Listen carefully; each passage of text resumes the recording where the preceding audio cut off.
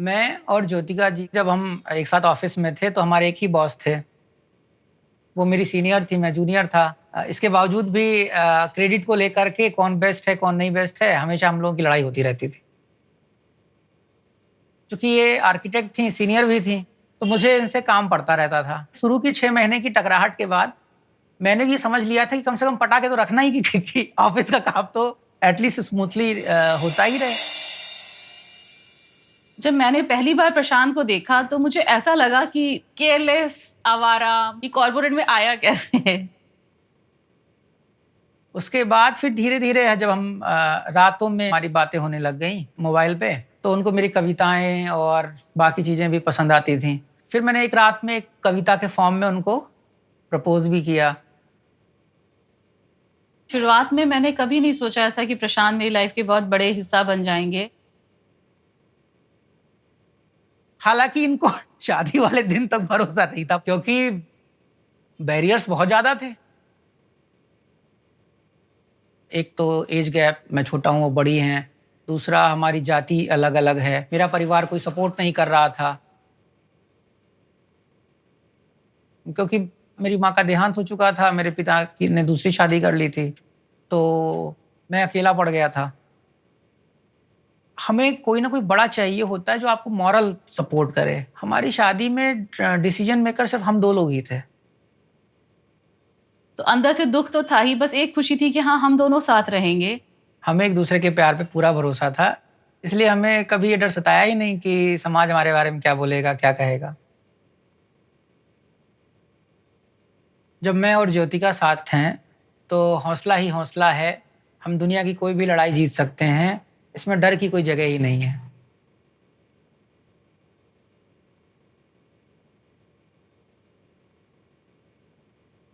जैसे मेरे संघर्ष की गाथा में पूरा योगदान मेरी पत्नी का है। कौन बनेगा करोड़पति का मंच ऐसा है, जहाँ पर मेरी पत्नी का भी सम्मान होगा। उन्होंने किस प्रकार से इतना मुझे सहयोग किया। मैं तो केवल अपनी पत्नी का प्रतिनिधि हूँ। असली कहानी तो इन्हीं की है, तो मैं अपने आप को उनका रिप्रेजेंटेटिव ही मानता हूँ। तो इसलिए मैं और ज़्यादा उत्साहित हूँ।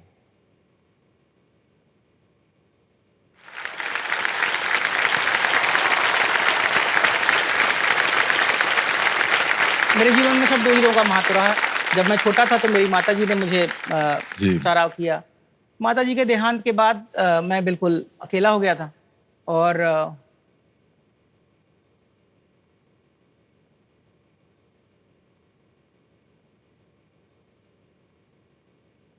फिर मुझे अपने बारे में तो सब ठीक से पता ही था कि मुझे संभालने के लिए जैसे रॉकेट सर ऊपर जाता है तो एक बहुत स्ट्रॉन्ग बेस चाहिए। अब कोई सामान्य जो है मतलब आप अगर फाउंडेशन बना दो तो वो रॉकेट को संभाल ही नहीं पाएगा। तो मुझे झेलने के लिए जो है एक अच्छी पर्सनालिटी और वाह वाह, मतलब स्ट्रॉन्ग पर्सनालिटी चाहिए। तो वो इनके अंदर इतनी मुझे तारीफ कर रहा है आपकी, तो अब मैंने जितनी भी आपके कंप्लेंट थी वो भूल जाइए। तो मैंने सर इनसे मिलने से 3 महीने के अंदर हमने विवाह कर लिया। तो जबकि मेरे परिवार वालों का पूरा विरोध रहा क्योंकि सर हम लोग ब्राह्मण से हैं, ये कायस्थ हैं, तो उन्होंने आज तक मेरा मतलब बहिष्कार किया हुआ है। मतलब मैं यही तो मैं कहता हूँ कि हम अपने बच्चों को पढ़ाते हैं, अच्छी शिक्षा देते हैं, या तो आप ये डिक्लेयर कर दो कि जो किताबों में पढ़ाया जाता है वो सब बकवास है, आप उसका फॉलो मत करो। मेरी माँ मुझे राजा राम मोहन राय कहती थी। तो हमने तो उसी आदर्शों के आधार पर हम जाति व्यवस्था को और इस सब चीज़ों को नहीं मानते थे। लेकिन जब हमने इसका अनुपालन किया तो उन्होंने मुझे क्या कहते हैं, आज तक हम दोनों ही हैं, मतलब एक दूसरे के लिए। मुझे छोटी छोटी चीज़ों के लिए स्वयं से ही प्रयास करना पड़ता है। बिल्कुल सही। तो मैं अगर कोई बात कहता भी हूँ ना, मेरी सुनी नहीं जाती। मैं उनका ऋणी हूँ सर। मेरा उनसे कोई बैर नहीं है। मेरे चाचा लोगों ने, मेरे पिता लोगों ने, मेरे ही लोगों ने मेरा पालन पोषण किया। आज जी, मैं जी। कोई मैं अलग से तो नहीं, मैं संस्कार लेकर के आ गया हूँ। मैं उनका ऋणी हूँ, मैं कोई उनका, लेकिन मैंने किया क्या? मतलब मुझे कई बार ऐसा लगता है कि नहीं नहीं सर, इसका आपको आप धैर्य रखिए। मुझे ऐसा विश्वास है कि ये जो जितने भी जाति पाति के बंधन होते हैं ना, ये सब धीरे धीरे टूट रहे हैं। भारत धीरे धीरे जो है बढ़ता चला जा रहा है। और बच्चन किसी जाति का नाम नहीं है भाई साहब। सर मैंने यही प्रेरणा लिया था सर।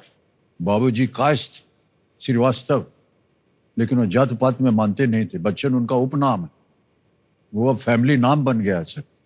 आज मैं गर्व के साथ कहता हूँ हमारा नाम बच्चन है, आपको जो जाति लगाना हो लगा दीजिए, स्वीकार है।